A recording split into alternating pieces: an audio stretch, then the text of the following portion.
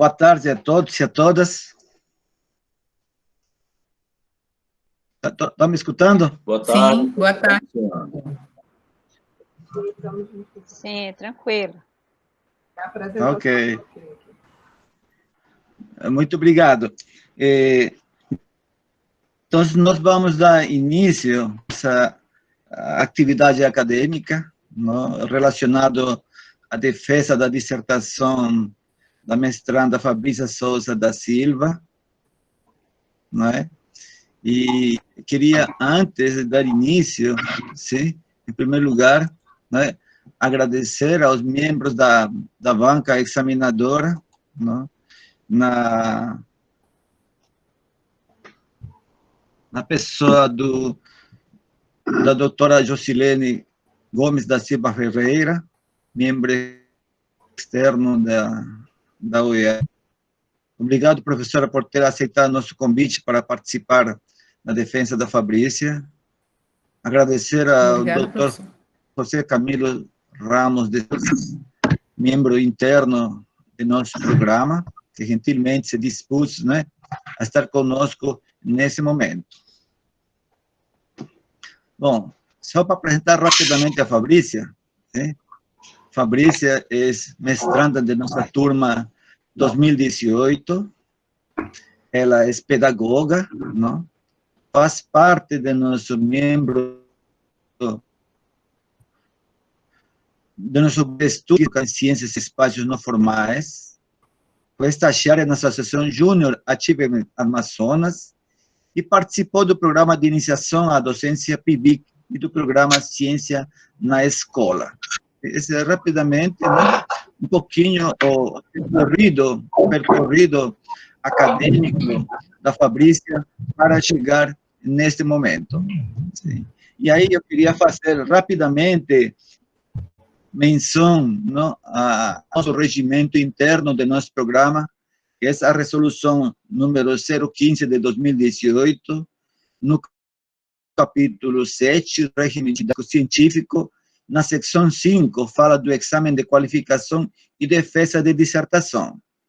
No artigo 160 fala, na sessão de defesa oral, presidida pelo orientador, o candidato terá até 40 minutos para a apresentação de sua pesquisa, seguida da arguição dos dois membros convidados, que podem emitir parecer e solicitar reformulação da dissertação. Inciso 1. Ao término da arguição da dissertação, da vara de defesa fará o seu julgamento em sessão secreta, atribuindo ao aluno o conceito aprovado ou não aprovado. Segundo, o aluno será considerado aprovado se receber esse conceito pela maioria dos membros da banca de defesa, e por esse motivo será considerado apto a receber o título de mestre.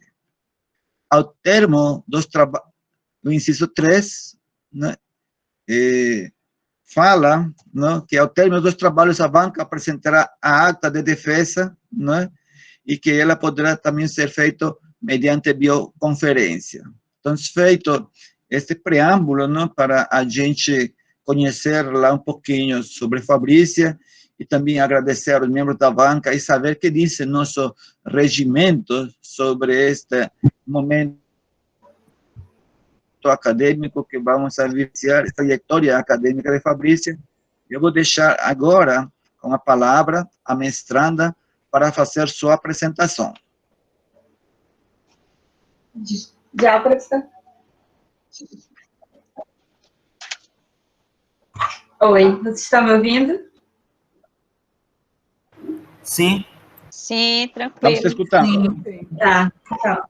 Boa tarde, queria agradecer primeiramente, né, ao professor Camilo e à professora Rosilene, que aceitaram participar como avaliadores da minha dissertação, que são dois professores que eu já venho acompanhando há um tempo e que são inspirações para a minha carreira nessa área da educação ambiental. A professora Camila eu tive a oportunidade de conhecer no mestrado e a professora Rosilene conheci lá atrás na graduação, quando estava começando esse caminho na área ambiental. Então, eu agradeço os dois por estarem hoje aqui presentes para fazer essa avaliação do projeto e ao professor Terano também. Só um minuto que eu vou compartilhar a tela aqui.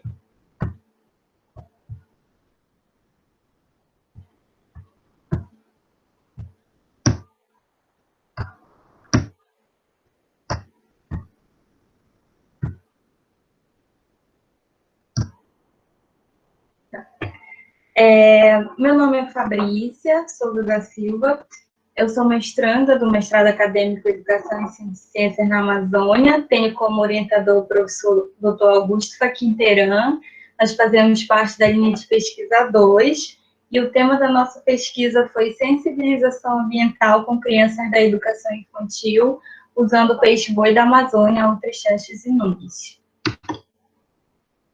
Nossa pesquisa ela se inicia com percorrido, né, na introdução, onde nós trazemos aqui a educação infantil como a primeira etapa da educação básica no Brasil, sendo que essa etapa ela possui 3 documentos específicos que norteiam as práticas pedagógicas dos professores aqui na cidade de Manaus, que são as Diretrizes Curriculares Nacionais para a Educação Infantil, a Proposta Pedagógica Curricular Municipal e a nova BNCC.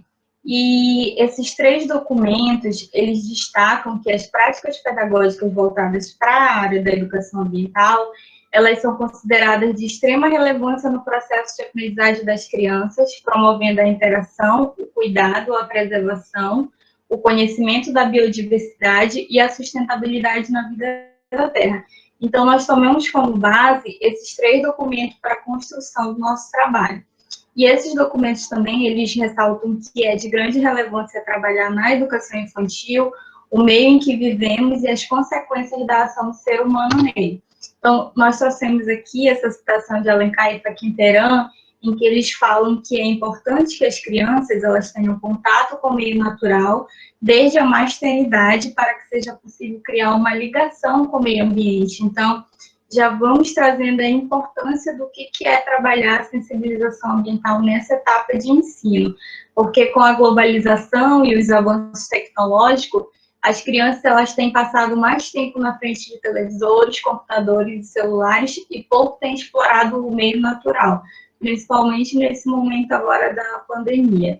Então, esses aspectos nos fazem nos questionar o que será de um planeta em que a infância e a juventude elas têm crescido distante da natureza. Então, nesse cenário, a sensibilização ambiental ela tem sido uma ferramenta fundamental para formar sujeitos mais sensíveis ambientalmente. Partindo para o contexto amazônico, nós fizemos um mapeamento bibliográfico para verificar o que já havia sido trabalhado sobre o nosso tema, e nós identificamos um vazio de informação sobre o uso da sensibilização ambiental na educação infantil, especificamente usando elementos da nossa fauna amazônica. Então, a partir desse ponto, nós traçamos 3 problemas ambientais que são bastante presentes na nossa região e que poderiam ser trabalhados na educação infantil, como a poluição dos rios, biopirataria, ameaça de extinção. E para trabalhar, nós utilizamos como elemento sensibilizador o peixe-boi da Amazônia, que é um dos animais que aparece no livro vermelho da fauna brasileira de animais sobre ameaça de extinção. Nossos objetivos foram, em geral, compreender como ocorre o processo de sensibilização ambiental na educação infantil, tendo em vista a sua importância para despertar nas crianças o interesse pela preservação das espécies da fauna amazônica ameaçadas de extinção, usando como elemento facilitador o peixe-boi da Amazônia, o Ultrachestes nunes, e os específicos investigar se o professor trabalha aspectos de sensibilização com as crianças na sala de referência, aplicar oficinas de sensibilização ambiental que despertassem nas crianças o interesse pela preservação das espécies da fauna amazônica ameaçada de extinção, usando o peixe-boi da Amazônia como elemento facilitador, e identificar indicadores de sensibilização ambiental que foram apresentados pelas crianças durante a realização das oficinas. A nossa fundamentação teórica, ela foi construída a partir de 8 tópicos, e cada um desses tópicos, eles traziam um embasamento teórico que validavam a nossa pesquisa. No início, nós buscamos fazer uma breve visão histórica da educação ambiental e sua inserção na educação infantil, usando autores como Dias, Rigota e a Política Nacional da Educação Ambiental. Partimos para conceituar o que era sensibilização ambiental, utilizando Boff, Moura, Dorn e outros autores. O ensino de ciências na educação infantil, nós utilizamos as diretrizes nacionais para a educação infantil, a proposta pedagógica curricular do município de Manaus e autores como Arce, Silva e Varoto. Para falar sobre a sensibilização ambiental na educação infantil, nós utilizamos Thomas, Pires Barros, entre outros autores. Os espaços educativos e sua importância para despertar a sensibilização ambiental, nós utilizamos autores que são reconhecidos na área, como Jacobucci, Rocha, Cascais e Faquinteran. No que se refere à sequência didática como ferramenta para a sensibilização ambiental, nós utilizamos a Bala, Dolce Vericinelli e a Guiá 2020. Para falar sobre o elemento da fauna amazônica como promotor da sensibilização ambiental, nós utilizamos Monteiro, Tchau, Silva e Silva, e o Livro Vermelho da Fauna Brasileira, publicado pelo ICMBio de 2016. E finalizamos falando sobre nossos indicadores como instrumento para identificar os aspectos de sensibilização. Então, nós utilizamos os trabalhos de Pereira, Filibeck, Minayo e alguns documentos da Orbis. Procedimentos metodológicos. O nosso tipo de estudo foi uma abordagem qualitativa, que, de acordo com Kraussel, esse tipo de pesquisa se caracteriza por reunir estudos que têm como propósito preencher uma lacuna no conhecimento. Também nos apoiamos na fenomenologia, que, de acordo com Trivinos, a fenomenologia é o estudo das essências, como a percepção e a consciência. A classificação da pesquisa, ela se classificou como descritiva, pois nós tivemos que descrever as observações, as entrevistas e atividades que foram realizadas nos espaços educativos. Participante, porque nos possibilitou maior envolvimento com os sujeitos pesquisados no processo da pesquisa. Bibliográfica, que se constituiu de material já publicado sobre sensibilização ambiental. E de campo, porque foram coletados dados em espaços não formais de educação. Os locais de pesquisas foram o Centro Municipal de Educação Infantil CEMEI Escrito Alcide Werck, localizado no bairro Colônia Terra Nova, na zona norte de Manaus, o Centro Municipal de Educação Infantil CEMEI Professor Dr. Félix Valoa Coelho, localizado no bairro Nova Cidade, zona norte de Manaus, e o espaço não formal foi o Bosque da Ciência, do INPA, e dentro do bosque nós visitamos a Casa da Ciência e o Parque Aquático Robin Best. Os sujeitos da pesquisa foram 60 crianças pequenas de 3 turmas, no segundo período da educação infantil, com idade entre 5 a 6 anos, e 3 professores regentes. Na educação infantil, a gente usa o termo crianças pequenas para aquelas crianças que estão entre o primeiro e o segundo período. As técnicas para a coleta de dados, nós utilizamos a observação participante, que para Marconi e Lacatos consiste na participação real do pesquisador na comunidade ou grupo, a entrevista semi-estruturada, que de acordo com o SEVA é formada com perguntas previamente elaboradas, e a nossa sequência didática, que foi dividida em 6 oficinas de sensibilização. Na primeira oficina, nós fizemos um levantamento dos conhecimentos prévios que as crianças tinham sobre o peixe-boi da Amazônia. Na segunda, nós intitulamos Conhecemos o Peixe-boi da Amazônia, onde nós fizemos a apresentação sobre hábitat, alimentação e ameaça de extinção. A terceira oficina foi denominada Os Vídeos Educativos sobre o Peixe-boi da Amazônia, usados para sensibilizar. A quarta oficina foi uma contação de história. A quinta, nós utilizamos a música como ferramenta de sensibilização. E a sexta oficina foi Conhecendo o Bosque da Ciência, que foi quando elas saíram do ambiente formal da escola para ir para o ambiente não formal e conhecer o animal. A nossa coleta e análise dos dados. Os nossos dados eles foram coletados no período de abril a novembro de 2019. Foram feitas observações. As observações foram realizadas nas salas de referências. Então, esse percurso nos ajudou a construir os nossos resultados, que foram as observações realizadas na sala, a entrevista realizada com as professoras, a sequência didática aplicada nos espaços educativos e os nossos indicadores de sensibilização. E para analisar esses materiais, nós utilizamos a análise de conteúdo de Bardan, seguindo todas as fases que a autora propõe, que é a pré-análise, a leitura flutuante, a construção do corpus da pesquisa, exploração do material, a categorização, a formação dos indicadores de sensibilização ambiental, demos tratamento dos resultados de interpretação e significado aos dados coletados. Resultados e discussões do nosso primeiro tópico traz aqui o professor na sala de referência. Então, inicialmente, nós buscamos fazer a identificação das professoras, o tempo que elas tinham de docência, como desenvolviam as suas práticas pedagógicas, e para isso nós utilizamos a identificação de P1 a P3 para garantir o anonimato que foi garantido no TCL, que foi assinado.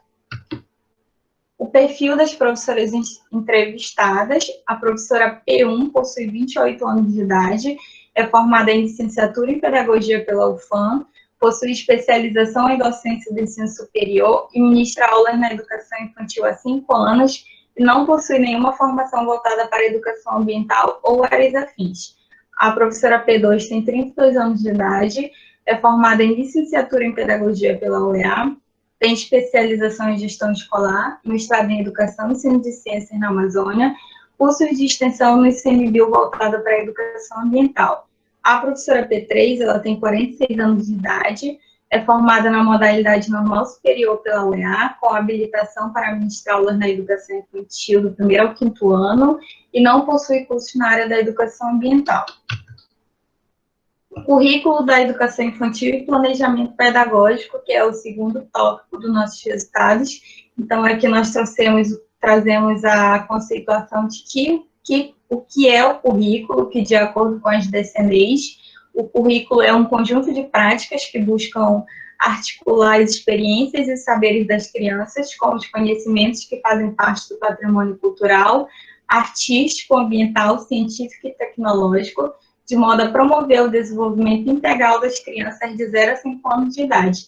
Então, a partir dessa concepção de currículo, as professoras buscavam fazer o seu planejamento, que era feito a cada 30 dias letivos, e geralmente era feita de forma coletiva, os professores se reuniam e traçavam. E para analisar esse planejamento didático-pedagógico das professoras, nós solicitamos o plano de atividade referente aos meses de abril a novembro de 2019 e verificamos como os conteúdos voltados para as questões ambientais eram inseridos e desenvolvidos. E aqui nós trouxemos a análise do planejamento didático-pedagógico de cada professora. Então, a professora P1, ela colocou no seu planejamento que iria trabalhar problemáticas ambientais relacionadas ao mosquito da dengue, importância da água para a sobrevivência dos seres vivos, roda de conversa para abordar o tema da solidariedade, preservação e equilíbrio da natureza, vídeo Vamos Cuidar do Meio Ambiente da Turma da Mônica. A professora P2 colocou o descarte correto do lixo, animais ameaçados de extinção através da lenda do boto, experiência de sensibilização denominada Para Onde Vão os Materiais Descartados no Meio Ambiente, e um circuito ambiental. A professora P3, ela planejou trabalhar sobre a poluição dos rios, dando enfoque para as consequências que o ser humano e os animais sofrem ao usufruir uma água contaminada, exploração do ambiente externo do CEMEI para verificar o crescimento de plantas que foram colocadas no início do ano letivo, elaboração de desenhos com elementos naturais e sensibilização ambiental em prol de saúde coleira. Então, esse planejamento foi o que elas colocaram durante esses meses, de abril a novembro, porém, elas não conseguiram desenvolver ao longo desses meses todas essas atividades. Algumas foram passadas e outras não, por inúmeros motivos, não simplesmente porque as professoras não queriam, mas sim porque a CEMED ela tem uma proposta em que a valorização da linguagem por outras experiências, ela está em primeiro lugar. Então, as experiências que são voltadas para os conteúdos ambientais, eles geralmente entram em segundo plano, sendo solicitado que as professoras trabalhem geralmente na Semana do Meio Ambiente. Então, apesar de as professoras colocarem todos esses temas, elas trabalharam alguns, e durante esses meses de observações, eu percebia bastante que havia muito entusiasmo por parte das professoras em querer desenvolver as temáticas ambientais por considerar importante para o desenvolvimento das crianças. E aqui nós trazemos algumas produções que foram feitas na Semana do Meio Ambiente, onde nós fizemos uma oficina de sensibilização com as crianças para falar sobre a importância dos animais para o ecossistema aquático amazônico, e aqui tem algumas produções feitas pelas professoras, como o peixe-boi e a tartaruga da Amazônia.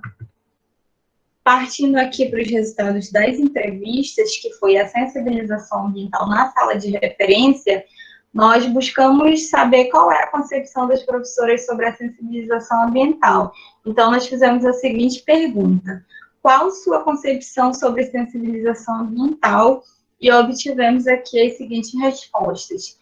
A sensibilização ambiental busca trabalhar os problemas sobre o meio ambiente e busca, como diz a palavra, sensibilizar as pessoas.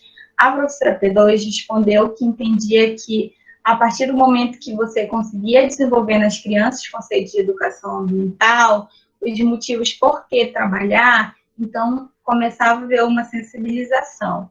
A professora P3 respondeu que é despertar nas crianças o interesse pelos problemas ambientais e é também despertar a curiosidade para que elas possam fazer várias perguntas sobre esses problemas. Nós também perguntamos quais metodologias você utiliza para trabalhar a sensibilização ambiental na sala de referência e obtivemos as seguintes respostas. No início da docência, eu pouco trabalhava a sensibilização ambiental na sala de referência, mas que já fazia um tempo que ela vinha desenvolvendo a sensibilização com outro olhar, usando as metodologias mais ativas e mais palpáveis para a criança. A professora P2 também respondeu que utilizava imagens, figuras, recursos da natureza, algo que fosse mais palpável para as crianças, e a professora P3 respondeu que gostava de trabalhar mais com o concreto. Então, ela desenvolvia atividades práticas a partir daquilo que as crianças já sabem, trazendo sempre um sentido, uma experimentação, algo que fosse mais concreto para elas desenvolverem. A importância de trabalhar a sensibilização nos espaços não formais na concepção das professoras, nós perguntamos: você considera importante trabalhar com as crianças fora da sala de aula para despertar a sensibilização ambiental? A professora P1 respondeu que sim, que antigamente ela não trabalhava muito, mas que a partir do segundo ano de docência dela, ela já começou a realizar atividades como zoológicos, museus, parques para trabalhar a questão ambiental. A professora P2 também respondeu que considerava muito importante e que já havia feito experiências sensibilizadoras nesses locais com os alunos dela. A professora P3 também respondeu que considerava muito importantes os espaços não formais para desenvolver as práticas de sensibilização e colocou que a gestão da escola algumas vezes não possibilitava muitas saídas da sala. Então, ela gostava de levar o aluno, mas que muitas vezes tinha esse entrave da parte da gestão de não autorizar a saída ou então colocar diversas outras dificuldades para a saída dessas crianças da sala. O uso da fauna amazônica para trabalhar as questões ambientais, nós perguntamos das professoras: você usa os animais da fauna amazônica para trabalhar questões ambientais com as crianças na sala de referência? Todas as 3 professoras responderam que sim, que já tinham utilizado algum animal da fauna amazônica para trabalhar os aspectos de sensibilização.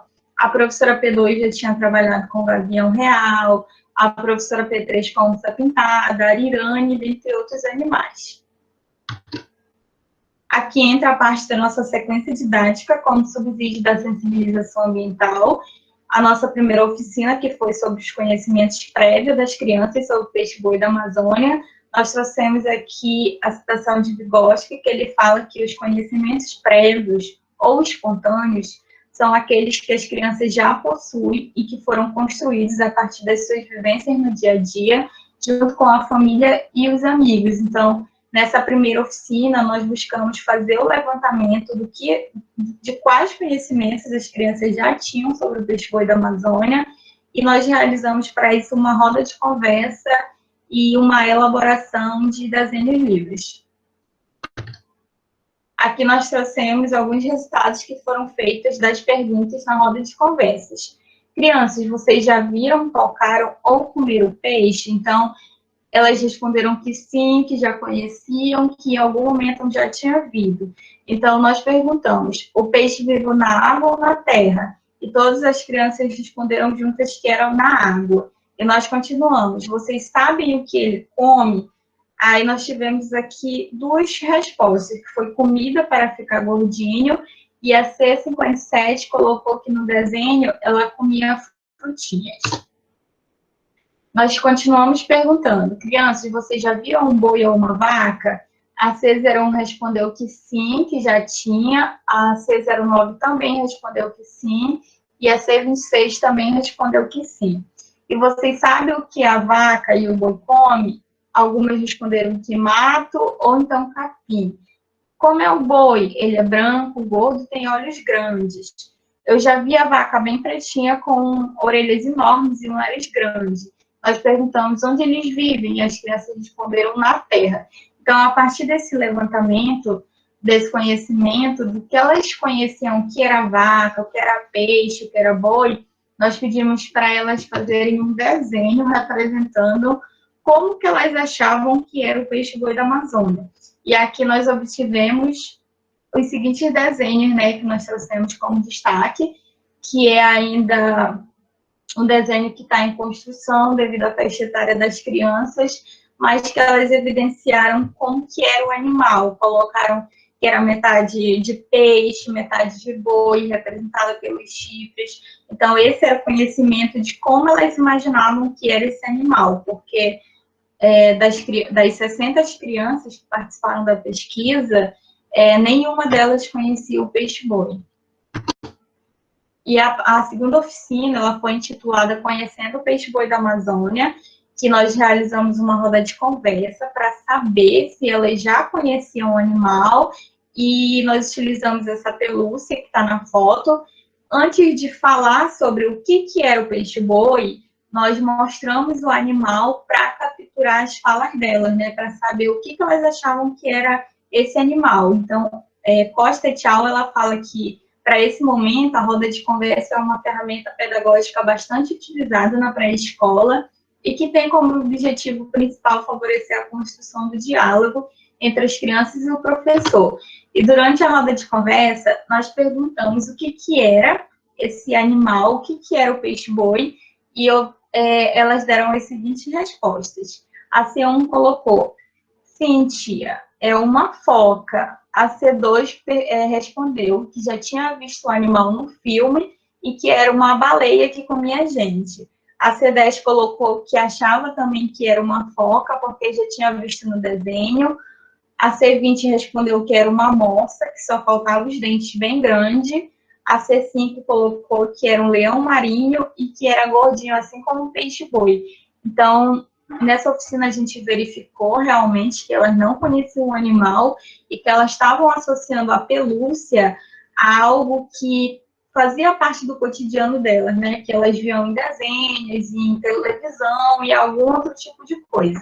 Então, nós explicamos que não era uma foca, que não era uma morsa, que não era um leão marinho, que apesar de ter características parecidas com esses animais, era diferente. Então, explicamos cada característica, né? A nadadeira, a manchinha na barriga, os bigodinhos, e assim elas foram conhecendo aos pouquinhos. E no final, nós pedimos para que elas fizessem um desenho, que é esse que está representado na figura 7, e aqui nós já podemos verificar a evolução da mudança, tanto de pensamento como de forma de desenhar. Aqui elas já desenharam um peixe-boi bem mais parecido, né, nadando ali no seu habitat natural. Aí nós partimos para o conhecimento sobre hábitats, que era para falar que o habitat era como se fosse a casinha em que os animais viviam, que Apesar do peixe-boi viver lá no INPA, que era um habitat artificial, a casa dele não era lá, para que elas pudessem entender, porque elas começaram a associar que a casa do peixe-boi era o INPA. Então, nós fizemos uma desmistificação de que a casa dele não era no INPA, e sim na natureza, e que ele só estava lá passando um tempo e que ele deveria voltar para a casa dele, que é o ambiente natural. Sobre a alimentação do peixe-boi, nós falamos o que ele comia no cativeiro, o que ele comia no ambiente natural, e sempre instigando o conhecimento delas, né? O que o peixe-boi da Amazônia come quando filhote? E as crianças respondiam, acho que é banana, ele toma leite porque é um bebê, ele come bolacha, tia, e sopinha. Por que ele toma leite? Para não morrer, para não sentir fome, ele mama na mamãe peixe-boi. Mas ele mama quando cresce, mama assim, na mamadeira, come capim. Eu não amo mais, acho que ele também não. Então, a partir desses conhecimentos que elas tinham, nós buscávamos trazer o conhecimento científico, né, o cognitivo do que ele comia, por que a importância da sua alimentação e qual a importância dele lá no habitat natural, falando que ele fazia parte de uma cadeia e que ele tinha grande importância nesse processo e que se ele desaparecesse da natureza, outros animais que dependiam da ação dele da natureza poderiam morrer. E aqui nós temos a representação de um desenho, onde as crianças fizeram um peixe-boi junto com os alimentos que ele comia tanto na natureza quanto em cativeiro. A oficina sobre o que é extinção, que foi uma das oficinas que trouxe mais indignação por parte das crianças. Nós perguntamos o que era extinção, e uma das crianças respondeu que extinção era o que aconteceu com dinossauros, que veio um negócio do céu e matou ele de fome. Então, a partir dessa fala, nós começamos a introduzir o tema dos animais ameaçados de extinção da nossa região, usando o boto vermelho, saúde-coleira, ariranha, lontra neotropical e a tartaruga da Amazônia. Então, nós estamos falando de que, além do peixe-boi, existiam outros animais que também estavam ameaçados de desaparecer. Aqui nós trouxemos as oficinas dos vídeos educativos sobre o peixe-boi da Amazônia, que fez parte dessa oficina sobre sensibilização, que foram 3 vídeos. Um que falava sobre as características do animal, a amamentação, e em seguida abordava sobre a caça predatória, que é praticada no Brasil há muitos anos. O outro era uma reportagem produzida por uma rede de televisão nacional, que fala sobre as ameaças que o peixe-boi vem enfrentando na natureza para sobreviver, e enfatiza o trabalho que é desenvolvido pela AMP em prol da preservação das espécies, que foi a associação que abraçou a nossa pesquisa e nos ajudou a desenvolver. E o terceiro era um vídeo da cena retirada no País das Amazonas, que evidenciava como era a matança do peixe-boi na Amazônia na década de 20 para a extração da sua carne, pele e gordura, que foi um momento muito impactante para as crianças. E nós obtivemos algumas falas durante a exibição do vídeo, que foi: o que vocês sentiram ao ver os vídeos? Raiva, caçador malvado. Se eu fosse a Mulher Maravilha, iria dar uma lição no caçador. Tadinho do peixe-boi, ele é tão mansinho. Nós podemos matar o peixe-boi para vender sua carne e pele? Não, não, ele é importante para a natureza e come as plantinhas. Aí nós perguntamos, e o que devemos fazer para proteger? Não podemos matar, não jogar lixo no rio, ligar para a polícia prender o caçador e não comer. Então, eles já vinham despertando essa sensibilização dentro dele de que o animal precisava de ajuda, precisava ser cuidado. E nós continuamos com as oficinas, fazendo uma contação de história no processo de sensibilização. Para Souza e Bernardino, trabalhar com historinhas na educação infantil é uma estratégia pedagógica valiosa para incentivar a imaginação, aguçar a curiosidade, favorecer a interação social e despertar a sensibilidade. Então, aqui nós trouxemos uma das imagens, que era da cartilha Conhecendo Centrinho, onde mostrava um caçador arpoando um peixe-boi e o outro ele sendo levado por uma rede de pesca. Então, essas imagens, elas impactavam muito as crianças. E aí também nós trouxemos a música como ferramenta de sensibilização, que Alencar e Facquinteran, eles destacam que ela é considerada uma das formas mais belas de expressar e gerar sentimentos. Então, nós utilizamos a música Oi, Peixe Boi, dos compositores Wagner Freire e Cia Lira dos Anjos, em que falava sobre o animal. Então, a partir de todas as oficinas, quando finalizava, a gente cantava essa música para que elas fossem aprendendo e adquirissem os conhecimentos que a música trazia. E aqui é a parte da sequência que foi realizada no Bosque da Ciência. Aqui é a visita na Ilha da Tanibuca, alimentação dos quelônios, piquenique na floresta. Então, foi o momento em que as crianças elas puderam conhecer o ambiente natural, né, para que fosse despertado essa relação de pertencimento com a natureza, de sensibilização. Então, elas saíram das paredes concretas e foram para esse meio natural. Algumas crianças tiveram um impacto quando chegaram, né, a esse ambiente, porque realmente pouco tinham saído para ambientes mais naturais. A primeira parada foi na Casa da Ciência, onde a gente fez uma exposição do peixe-boi, que já estava montada lá pela AMPA, e a gente fez a apresentação, onde a gente podia ver a origem do nome do animal, a sua evolução, ecologia, vocalização, pesquisas e atividades realizadas em prol da sua preservação. E aqui nós trouxemos duas falas de destaque, que é da criança C35 e da C50, onde ela fala que o caçador é malvado, está ferindo o bichinho, a mãe dele vai ficar triste, estou triste também. Se tivesse nesse rio, iria ajudar ele a fugir. E o outro perguntou se eles estavam vendendo essa carne que eles estavam tirando do animal.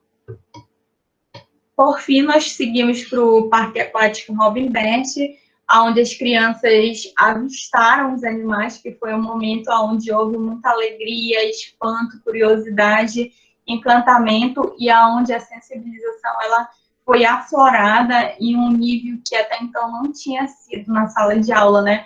Onde as crianças falavam mais sobre a importância daquele animal para a natureza, como era bom estar vendo ele ali, então elas gostaram muito. Aqui nós destacamos a fala de uma criança que ela fala: olha, estou vendo o peixe-boi pretinho ali, ó. Ele está comendo folha. Meu Deus, ele é tão fofinho, quero apertar ele. Então, foi um momento de muita euforia para elas. Aqui nós fomos para o tanque, onde tinha a peixe-boi Bu, que é a peixe-boi mais antiga do INPA, e que a Bu, ela tinha marcas no seu corpo que foram deixadas por caçadores, e que as crianças perguntavam, né? Como a C31, ela falou: professora, o que é aquele machucado na cauda dele? Então, ela queria saber se aquele machucado tinha sido feito por uma pessoa, por um ser humano. Fomos para o tanque da Niuí, que é a ariranha Niuí, onde eles puderam ver que aquela ariranha estava ali aprisionada, fora do seu habitat natural. Então, nós perguntamos se ali era a casinha dela, e as crianças responderam que não, que era no rio, e que ela só morava ali porque tinham caçado o pai e a mãe dela, então elas já estavam entendendo a importância. E a outra criança falou que se o rio fosse poluído, a ariranha não ia mais conseguir comer o peixe. Aí a outra colocou: temos que jogar o lixo nas lixeiras, né, professor? Então, elas já iam aprendendo outros conceitos socioambientais nessa visita também.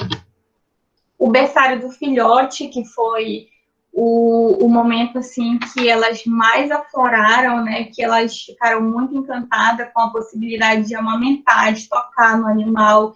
Então, elas gostaram muito de fazer isso, e nós trouxemos aqui algumas falas, em que a criança C23 fala: foi mágico, professora, nunca vou esquecer. A pele dele é tão geladinha e durinha, adorei dar o leitinho dele. Ele é tão mansinho, por isso os caçadores conseguem matar ele. Mas agora que sou amigo dele, sempre vou dizer para não matarem. Venho visitar sempre com a mamãe. Ele é muito fofinho, é bem geladinho, parece um bebezinho. E o peixe-boi é nosso amigo e temos que cuidar dele, dando muito leitinho e protegendo. Então, aqui as crianças realmente, a gente pôde perceber que houve aquela criação de laço, né, de elo entre elas, a natureza e o animal que estavam sendo utilizados para sensibilizá-la. E a partir dessas atividades, nós fizemos a construção dos nossos indicadores, que foram construídos tomando como base os aspectos propostos por Minari, que são aqueles que são intangíveis, de que a gente não consegue mensurar, não consegue medir, mas que podem ser feitos a partir da fala e das atitudes das crianças. E Minari, ela nos diz que não é possível encontrar indicadores qualitativos prontos, pois eles são construídos com os próprios sujeitos que fazem parte da pesquisa. Então, nós tivemos esse cuidado de já não levar indicadores prontos para a sala, e sim construir esses indicadores a partir da coleta de dados. E as nossas categorias e subcategorias, elas foram criadas utilizando critérios de seleção semântico, e de acordo com Bardan, é a organização dos dados coletados em categorias temáticas. Então, nós pegamos aquelas falas em que tinham a semântica parecida e fomos agrupando. E aqui tem os nossos indicadores, que é a categoria principal, subcategoria e os indicadores de sensibilização. Na categoria principal, nós temos crianças que conhecem e temos 3 subcategorias, que é curiosidade, questionamento, conhecimento, que geraram um indicador de sensibilização e de cognição. A segunda categoria principal é crianças desenvolvem sentimentos, como subcategoria encantamento e pertencimento, que leva à construção do indicador de afetividade. E crianças têm atitudes, que tem como subcategoria cuidado, responsabilidade e proteção, que levam ao indicador de atitude.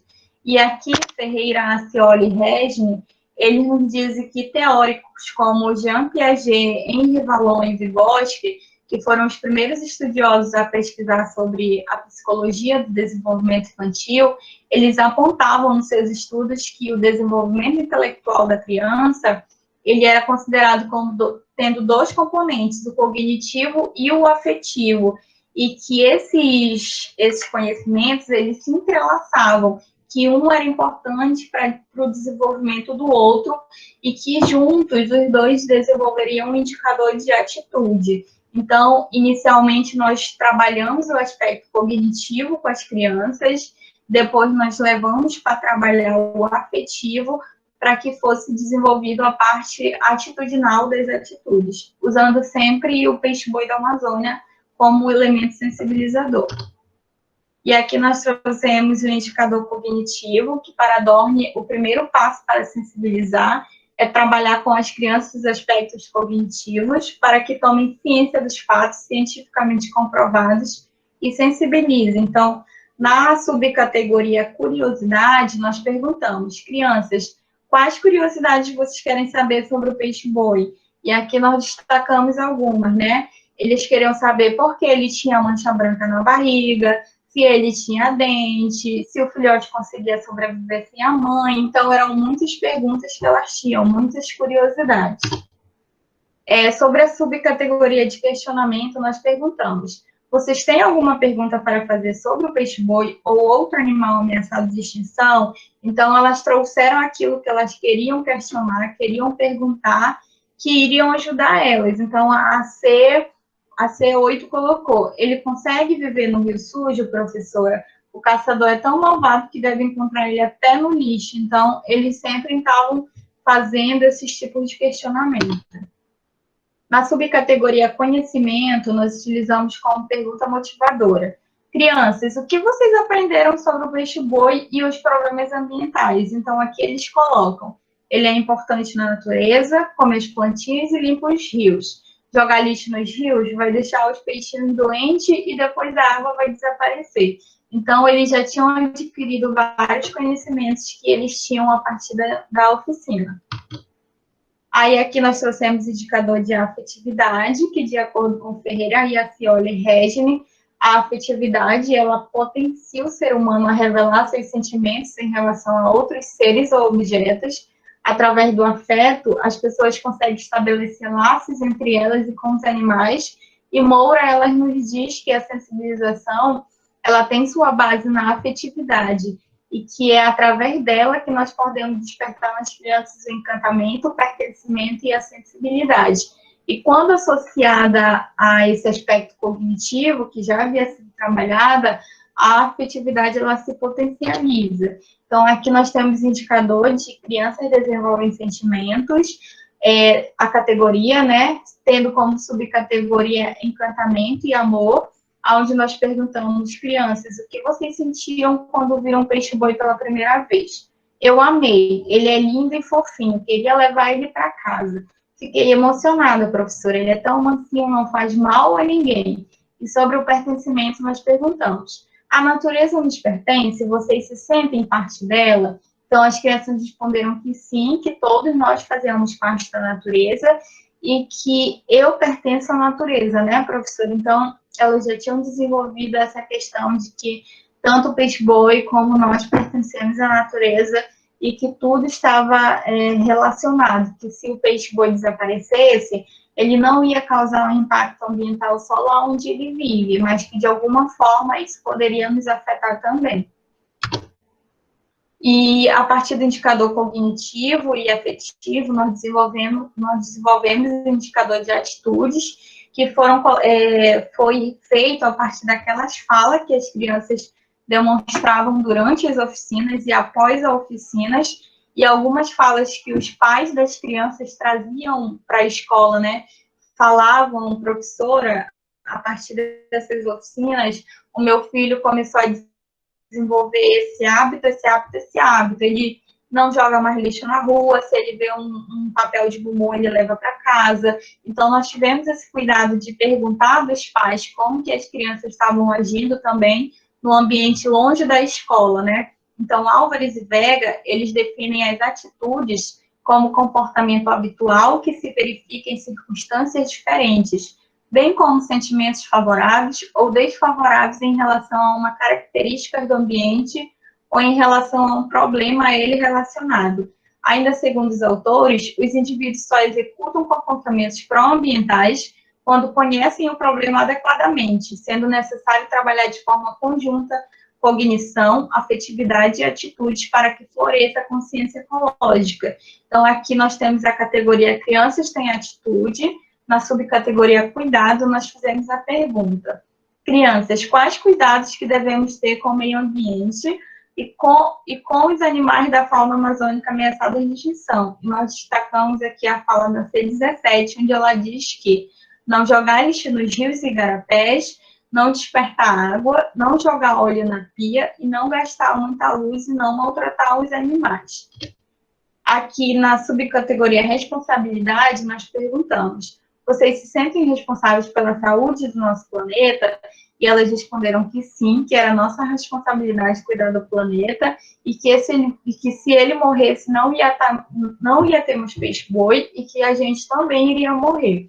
E a C49 colocou que amava o peixe-boi e que não queria que ele sumisse igual os dinossauros e que agora ela ia ser mais responsável. Na subcategoria de proteção, nós perguntamos: o que vocês aprenderam sobre proteger o meio ambiente? O que fariam para proteger o peixe-boi? Então, a C29 colocou: professora, falei para minha mãe que devemos proteger todos os animais que estão em perigo e que não devemos colocar fogo nas florestas porque mata os bichinhos. A C29 colocou: temos que proteger os ovinhos da tartaruga, os filhotes do peixe-boi e proteger a floresta, né, professora? Então, aí a gente vê que houve tanto o desenvolvimento do indicador de cognitivo, de afetividade e o indicador de atitude que levou essas crianças a desenvolverem a sensibilização.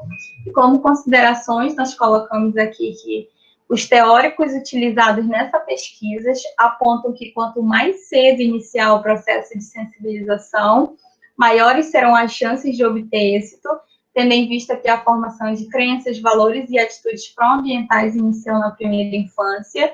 Durante as observações nas salas de referência, foi possível identificar que as professoras desenvolviam atividades de educação ambiental com as crianças, mas que era de forma alternada, sendo em datas comemorativas ou períodos específicos do calendário escolar. Construir um caminho sensibilizador através da nossa sequência didática nos proporcionou compreender como ocorre o processo de sensibilização nessa etapa de ensino e, através dos nossos indicadores de sensibilização ambiental, nós podemos evidenciar que as práticas de sensibilização elas são efetivas quando trabalhadas de forma contínua envolvendo os aspectos cognitivo, afetivo e atitudinal, que é o que os teóricos da educação infantil consideram importante para desenvolver nesse processo. E aqui eu trago nossas referências, utilizadas nos slides, as produções científicas que foram feitas no mestrado, artigos científicos completos publicados em revistas, trabalhos publicados em anuários de eventos e capítulos de livro. Obrigada.